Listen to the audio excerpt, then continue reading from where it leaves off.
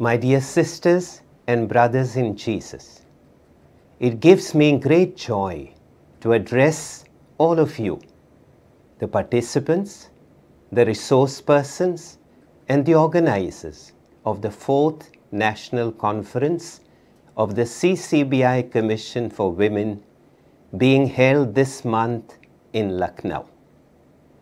First of all, I would like to express my deep appreciation for the marvelous work that all of you, working for women across our country, under the aegis of the CCBI Commission, have been doing to help women in our church and society. Working for this cause is always a challenge, especially in a highly patriarchal society like ours, where there is a lot of abuse and discrimination against women. I congratulate the members of this our commission and all their collaborators for courageously taking up this prophetic task in our times. Our model is always Jesus. In his own life, Jesus took a prophetic stand in a society that treated women as inferior beings. The woman was considered to be man's property.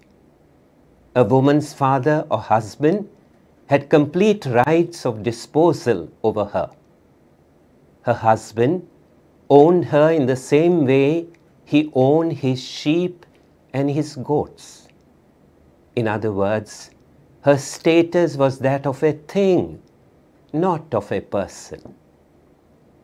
Jesus entered this scenario with a radically different attitude towards women.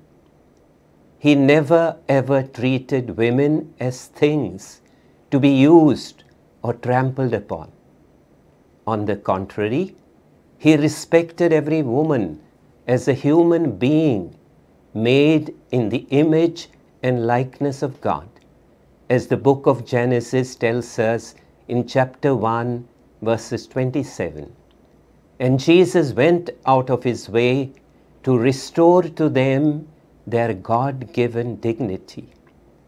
He restored women to wholeness and lovingly reintegrated despised and alienated women back into society.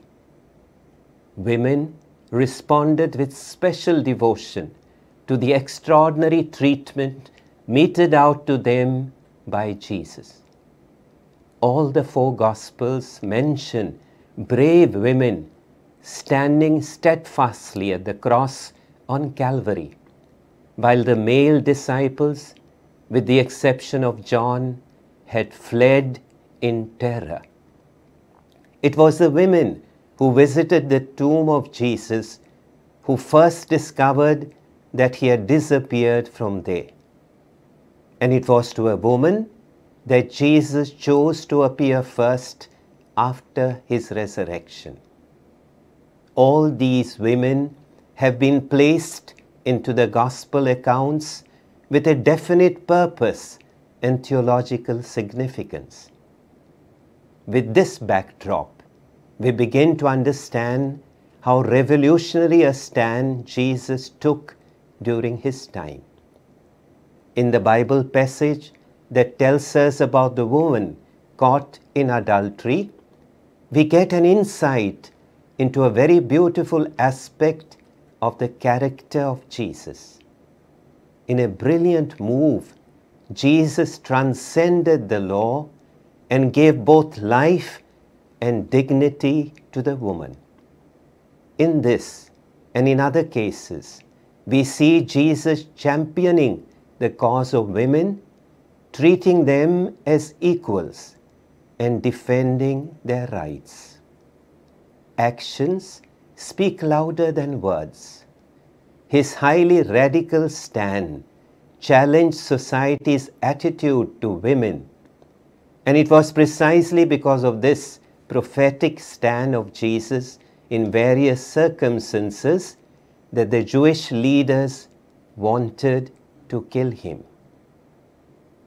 In the India of our time, we see a very similar attitude to women as the one that Jesus encountered in the society of his time. We need to continue the mission of Jesus by working towards changing such sinful social structures and practices that exist to this day. We need to evangelize our culture so that every woman will be respected and treated as created in the image and likeness of God. I believe that the Commission for Women of our Episcopal Conference has a special potential in this area of empowerment and faith formation of women in the Church and in society. While engaging in this mission, I invite to take the advice of Pope Francis. In Fratelli Tutti, our Holy Father speaks about including the excluded in the building of a common destiny.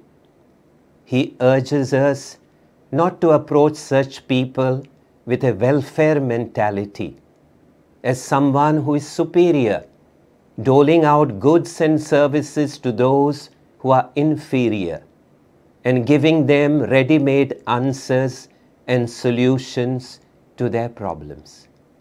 The Pope would rather have us go out with a synodal attitude of listening so that we can come to know what the excluded ones truly need. We need to involve them in the planning and decision-making processes. This will enable us to help them more effectively, and conversely will enrich us as we will come to realize how courageously they go through their daily struggles and problems. Here, I have a special word of praise for those of you who are working at the parish level, because your mission will be most successful when you work there at the grassroots. Thank you for the great work that you are doing. I encourage you to carry it on with even greater zeal and commitment. I would like to end this my address to you with a beautiful thought from this year's message of Pope Francis for the World Day of the Poor. I quote, "Jesus' treasure is his love, which excludes no one and seeks out everyone, especially the marginalized and those deprived of the necessities of life." Unquote. Let us follow Jesus, and with the same love that he showed, let us reach out to the women who are needy or marginalized, abused or discriminated against. There are so many of them. I think here of widows, women from abusive marriages, spinsters, and those struggling economically. Through this great apostolate of yours, I pray that you may fulfill the mission that Jesus himself took up, as St. Luke indicated in the 4th chapter of his Gospel, to bring a new awareness to women, to heal the broken-hearted, and to set the oppressed free. Go, women, go out and do likewise.